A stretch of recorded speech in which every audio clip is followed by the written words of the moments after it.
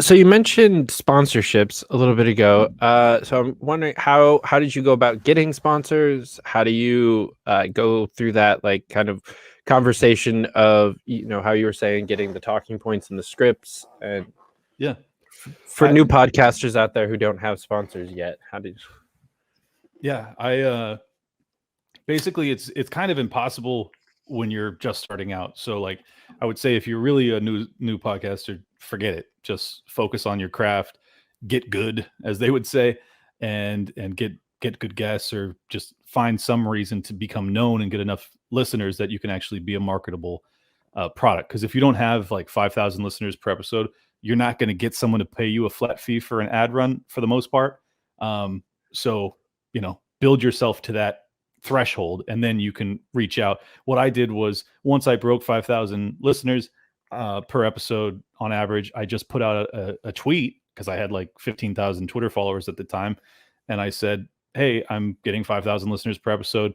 Market rate for that would be $150. I would rather take on liberty oriented products as my sponsor, because I don't really need the money. How about $100? If you're interested, DM me. I got like 5 submissions. I ran with, I think, 3 of them, and then I cycled in the other 2 as time went on. And I've had one guy stick with me for basically a year now, and he's been amazing.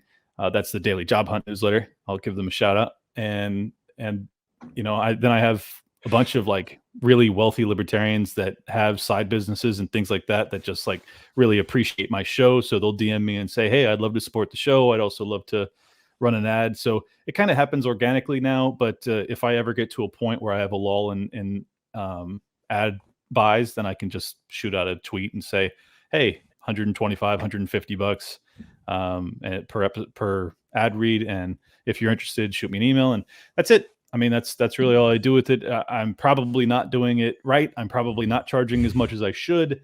But I feel like, I've done all of this kind of bootstrap mentality from the beginning, and I'm just going to continue for now. Shut up and sit down.